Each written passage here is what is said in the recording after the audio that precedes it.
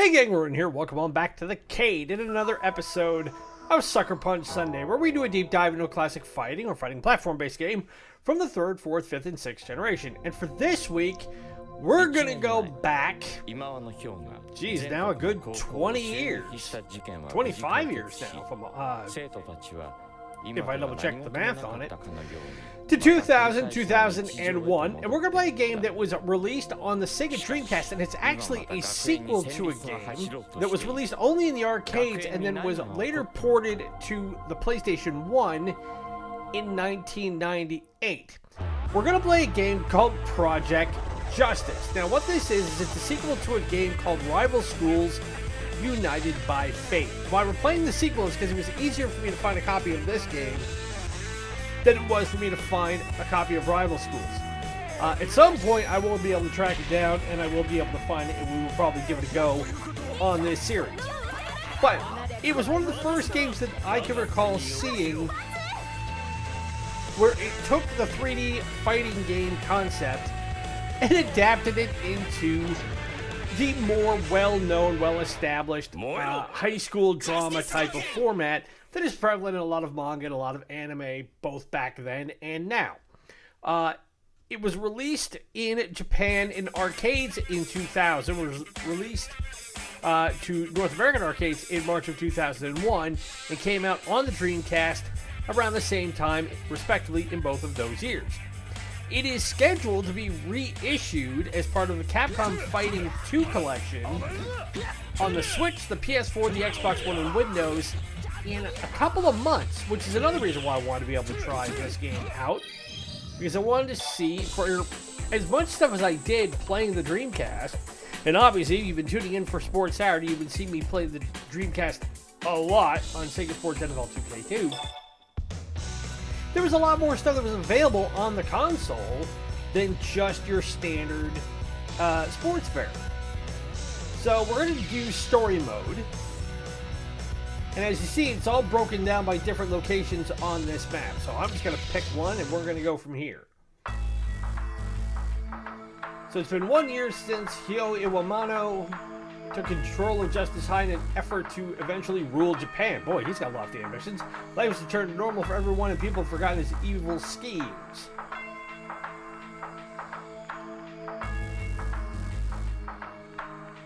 Batsu, Hinata, and Kyosuke graduated to the 2nd grade. That means 2nd grade high school, not 2nd grade elementary school for you people in the US. Since rescuing his mother, Batsu's had time to overcome the stress of changing schools, finally been able to assimilate into his new school, and made friends. But as is always the case for intrepid heroes like this, trouble has its way of finding him. So this game is designed to be a team fighter. So you have 3 characters instead of the original 2 that you get in Rival Schools, and you're allowed to use a team-up attack. As we go through the game, you'll see a meter that will fill up that when the timing is right, you can initiate such an attack and do buku damage to your opponent. Apparently, the additional partner also allows players to cancel an opponent's team-up special by inputting a team-up command of their own. So, that seems like it's an interesting mechanic, and then it comes down to timing, hoping you know when your opponent is going to activate theirs, basically run a counterattack on it and take it out. So, I'm just going to go in order. I'm going to take Batsu and then go Hinata and then Kyosuke. So we're going to take on Wild Daigo and Kuro. Now, I have to be careful and use the pronunciation right. It is Daigo, D-A-I-G-O, and Daigo, which, if you're of Italian descent, that is not a complimentary epithet. Let's leave it there. Now, otherwise, because it's the Dreamcast controller, you have your heavy attacks, both kick and punch, and your light attacks, kick and punch.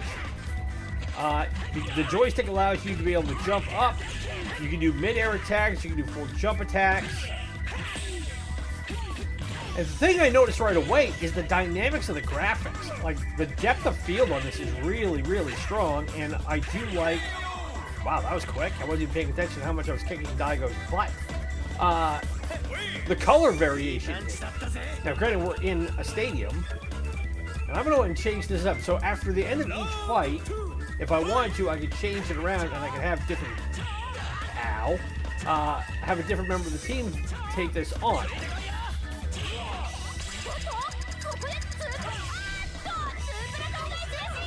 Oh, so we managed to get our counterattack canceled.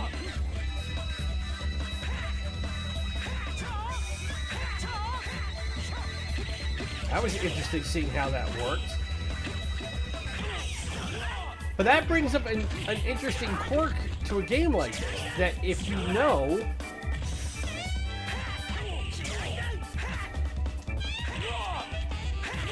you can run a team attack, or you can alternatively use it to break up your opponent's team attack and keep you in the fight longer. I don't recall seeing that option in any other fighting game that I've played. Now, this game, when it came out, it was pretty well received. Its overall Metacritic score is 80 out of 100. All Game gave it 3.5 out of 5. EGM, about 9 out of 10. Just under. EP, 8 out of 10. Famitsu gave it 33 out of 40. Game Informer, 7 out of 10. Game Revolution gave it a B. And IGN gave it 8.8 out of 10. Many video game magazines at the time said basically that fighting fans looking for a new challenge could spend some time playing a game like this, but also some tempered the expectations with, unless you're really hard up for a new fighting game, probably your best option was to rent it back in a time when you could rent games as opposed to just straight up having to buy them or play them online. So it looks like we've got the next set of opponents. Akira Kazama. So I thought you were my friend, but we have Zaki. Aoi Himazaki.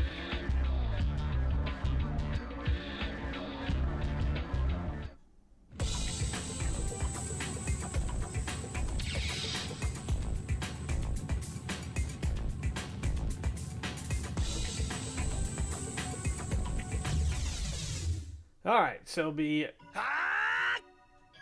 these three versus these three. So it's Batu versus Akira first. Now you do get to pull special moves off if you know the right combinations, obviously.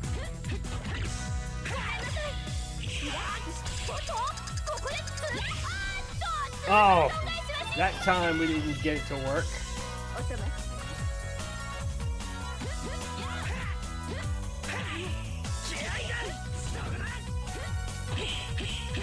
But it doesn't really matter because we are taking it to her.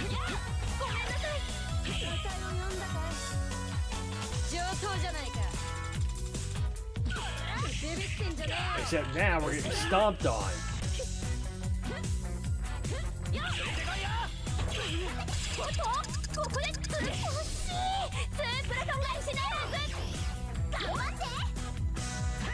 And now we get the benefit of it.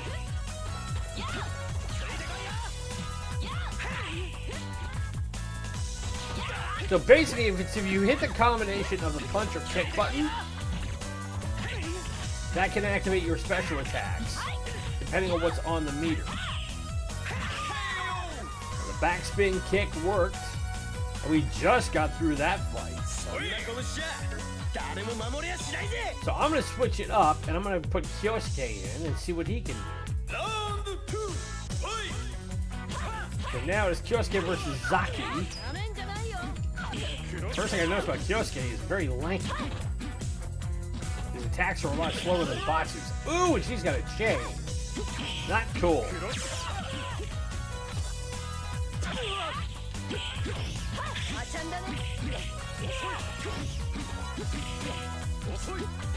He's got a flash kick, a la Guile in Street Fighter 2, and he's got the spinning leg sweep.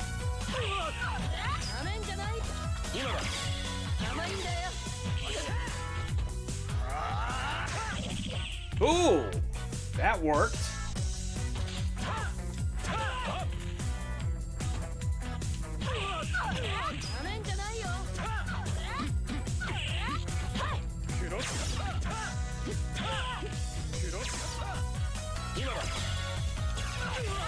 Ow.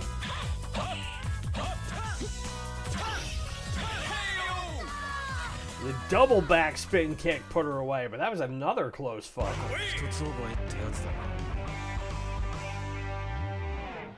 For as much grief as the Sega Dreamcast got 25 years ago when it came out, by comparison to the PlayStation 2 and the early Xboxes, it actually was a really solid system. It had a lot more going for it than against it. The only big problem is that it was one console too many, and Sega, by the time you got to the turn of the millennium, all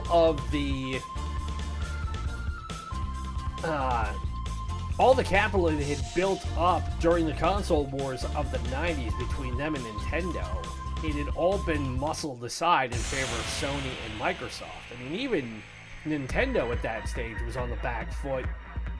Despite having all the success of the N64, the GameCube really wasn't the thing that people wanted. It's that Sony came out with a package that was so dominant that Microsoft figured they were the only ones who could come up with something comparable. And the old the old guard of Nintendo and Sega, while they were putting out good content and good product, it just wasn't up to par with what the next generation of gamers wanted. And I'm right there. I had the opportunity to get a Dreamcast. I didn't get one. My sister did. But pretty much by the time 95 came around, I was a die-hard PlayStation guy. And I have been ever since. That's part of why I don't have Xbox games on the channel. It's not that I think the Xbox is a terrible system. It was just simply that I went the way of Sony. So, in that respect, I'm sure I missed out on quite a lot of things that were Xbox exclusive at the time, but conversely, I am pretty happy with all the stuff that I was able to get from being a PlayStation guy. And I've been a loyal PlayStation guy all the way through, from the original gray PS1 to all the way to the PS5. Trying to smack you with a tennis racket. What were you thinking? Okay, there's the overhead smash.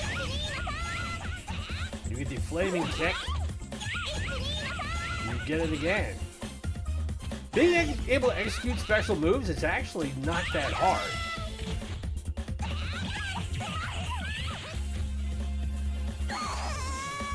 Unlike most fighting games of the era where they try to overcomplicate it by having different... Whoop. Ah! I have the wrong button. By having overly complicated control patterns. This being a Capcom game, they're sticking to their bread and butter of everything that they learned from Street Fighter 2 and just incorporating it in a different package. And say what you will about Capcom and how they do things, but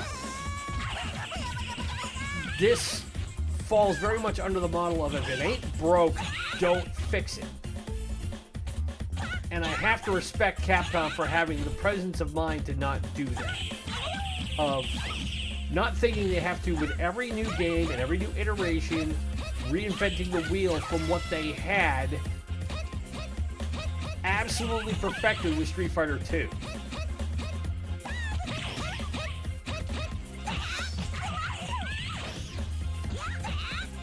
Momo may take me out here.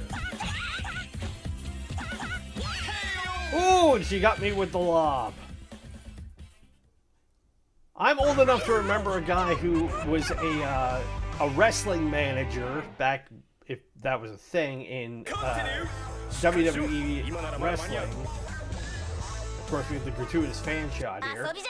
Named Jim Cornette. And if you check him on YouTube and you're a wrestling guy, he has a YouTube channel and he goes very much into his bread and butter, which is the history of classic wrestling from pretty much every generation. But his trademark piece of kit was a tennis racket. Back before everybody thought like bringing sledgehammers and barbed wire rack bats into the ring was a cool thing. Man, Momo is going to town here. She's absolutely wiping me out. Ow!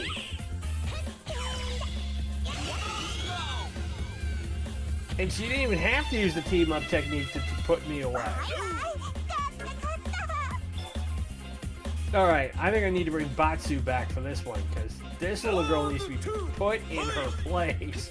Do not let her diminutive cuteness fool you. This girl is an assassin.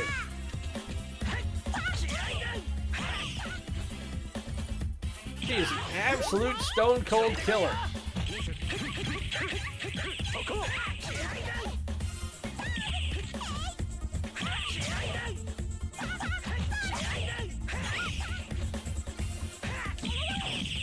Ow! Knock it off with a tennis racket.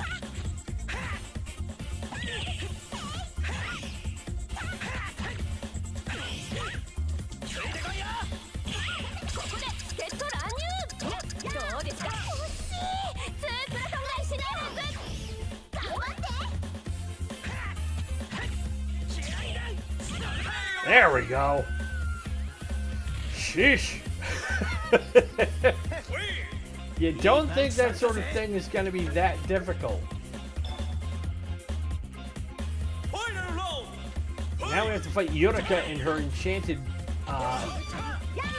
violin.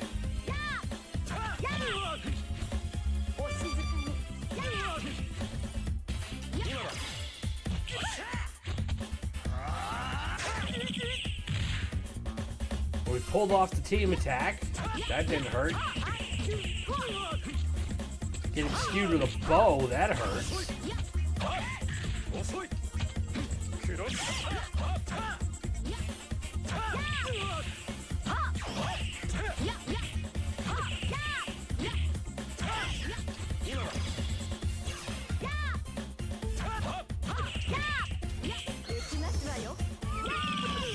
Ooh!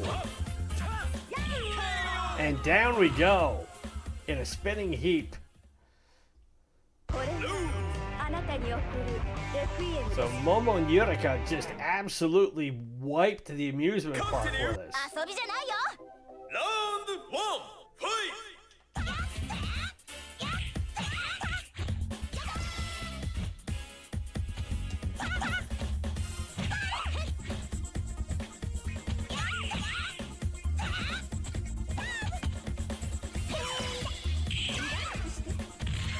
Oh, we got another team up.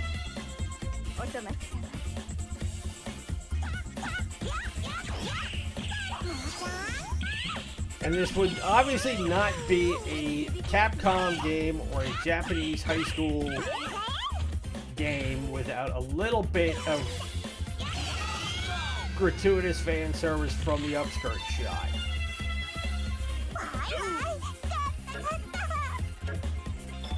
But once again, Momo absolutely destroyed us.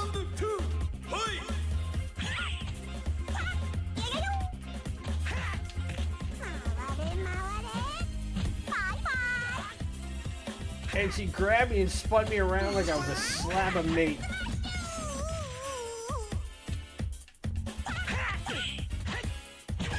Ow!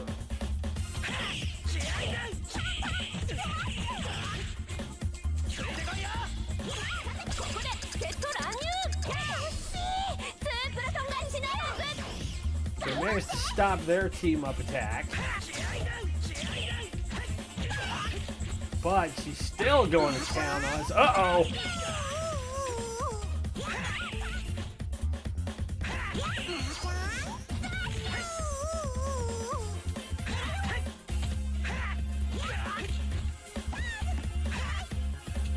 Alright, let's see what we can... If we can't put her away here. Uh-oh. Nope! She got me instead. Burning Vigor attack.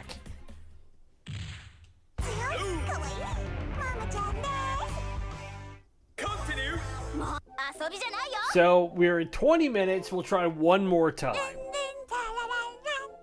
Round 1, fight! Why is it always the things that look the cutest in the game are by far the most diabolical?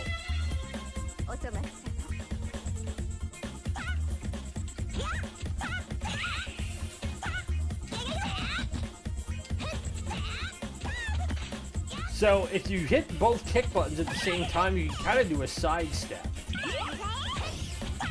But trying to time it is a real bear. Meanwhile, she's hitting me for 11 consecutive shots. And Hinata's just not getting it done.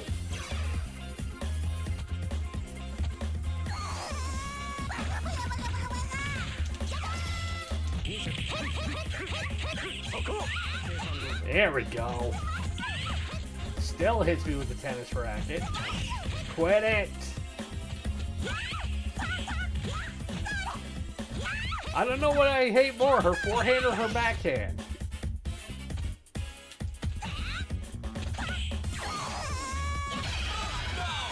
And she got me the Burning Vigor attack again.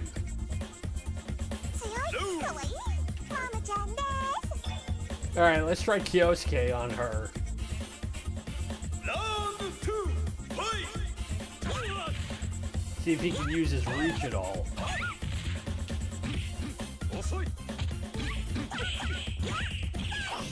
Nope. If anything, he's just a bigger target.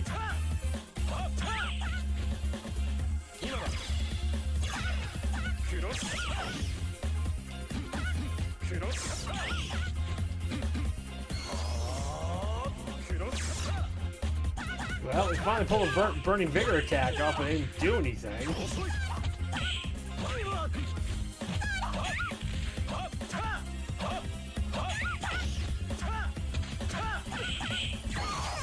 Oh, we're toast.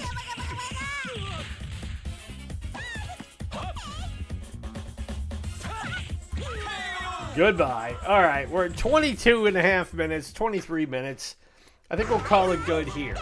So that, everybody, is Project Justice, a.k.a.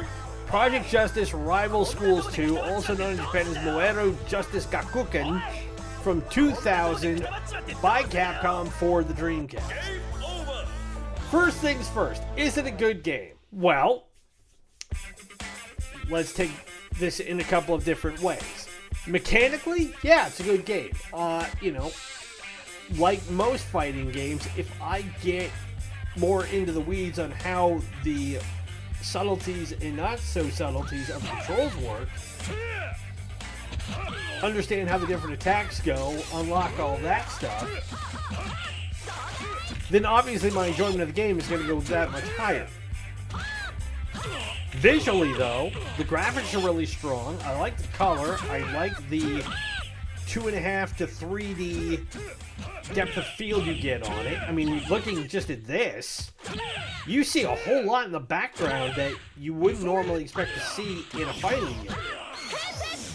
And again, say what you will about the Dreamcast, but visually, what it offered in terms of graphics and color and power, I mean, the Dreamcast was not a slouch of a system when it came to processing graphics at a really high clip. It didn't seize up a lot. A lot of games didn't get jittery, as sometimes happened on early PlayStation games. Sometimes I remember hearing it happen on the Xbox. The Dreamcast was pretty rock solid with its infrastructure and its architecture, which it had to have to be able to pull games like this off.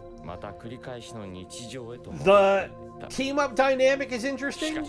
Being able to do the team attacks and be able to break opposing team attacks. Like I said, that's a dynamic I don't recall seeing in any Street Fighter game, any King of Fighters game, Mortal Kombat, Samurai Showdown, Soul Blade. It just wasn't thought of. So that gives us a little bit of uniqueness that those games don't have. But, like most fighting games, you hit a wall of difficulty pretty quickly. I should have been able to get past Momo and Yatakawa pretty I mean, it should have been a challenge, but I should have been able to get by them without too much fuss, being, what, the third group that I took on. But that was always the problem I have with Capcom games, is that once you got 3 or 4 fights in, you hit the wall pretty hard, and then you hit the get good stage of what Capcom did. And in some ways, that turned me off from a lot of Capcom games. It was something that bothered me enough that I really was not privy to spend a whole lot more time on it. Now, is this a game they can make today? Sure. Capcom with what they do, like I said, the general mechanics and everything that goes into what Capcom has created over now 3 decades with their fighting game catalog is pretty unsurpassed. Yes, you can say Mortal Kombat is better depending on which variation you're playing. Yes, you could say Samurai Showdown was really good for its time. I'm not saying that Capcom made the best games top to bottom out of the genre. But they got more right than they did wrong. And it's because, like I said during the playthrough, the formula of being able to use 4 buttons for attack, use the joystick for directions, if you want to use the shoulder buttons, if they're available, you use those. Using combinations of the 4 buttons to use for team attacks, it gives you enough that you're not spending a whole lot of time going, okay, what do I need to do to pull a move off? You kind of instinctively know by this point if you've played multiple Capcom games. It's a good feather to have in your cap because it saves them a lot of time in having to reacclimate people to what they need to do to enjoy their games. So, is it a game they can make today? Sure. I don't know how popular the Rival Schools franchise ultimately was. They didn't make any more games after this one that I'm aware of. They made, again, the Rival Schools 1, and that was released in the arcades in 97, and like I said, it was ported over to the PlayStation in 98. But you figure by 2001 it kind of run its course. But if you look at the JRPG market and how much games like Persona and stuff like that are still very much in the realm of most gamers these days. Could you take a game like this and turn it into something? Maybe. But it also seems like something that its time is just simply past. But if you want to give it a try and you don't have access to a Dreamcast, I'm playing it on the Redream emulator, which is a free emulator. It's not hard to find this game, and like I said, at some point we will play the original once I can track down a copy of it. But, again, that is Suckerpunch Sunday for this week. Thank you very much for tuning in. If you've been enjoying the content on the channel, you know how to show up by now. Also, be sure to tune in for Sports Saturday next week, as we'll be hitting the playoffs on Sega Sports NFL 2K2 in our quest to create the New England Patriots dynasty of the 2000s without Tom Brady. We got a win in our regular season finale, but we paid for it, and it may very well impact our ability to get back to the Super Bowl in Season 2. Also, the final, and I do mean the final episode of Super Robot Wars Alpha Gaiden of that playthrough will be coming out on Monday. We did get it recorded. It's in the can. I've just got to get the last few bells and whistles put on it, and that will be up on Monday. And then once that is through, then we will have our WTF Wednesday and our one-day playthroughs. If you're not familiar with those, pretty straightforward. One-day playthroughs are a game that, hey, you can play them in a day. You can play them in an hour, depending on which console you get it from. And WTF Wednesday is the series where we take a look at games that on paper seem like a potentially really good idea. In execution, not so much. So we're going to do that for a couple of weeks, and then we will have our next playthrough already ready to go. That will probably come out a little bit closer to summer. We want to get some more regular content. As we get close to 500 episodes on this channel, we've already gotten right on the doorstep of posting 500 videos, which if you told me 4 years ago they would have done that much when we opened this shop up, I would have said you were crazy, but here we are. So be sure to follow us on social media through Instagram, Threads, and Blue Sky. Ronin's Retrocade helps spread the word about us as we continue to build this channel, make it bigger and better. My name is Ronin. It's been great to spend the Suckerpunch Sunday with you. Be safe, be well, happy gaming.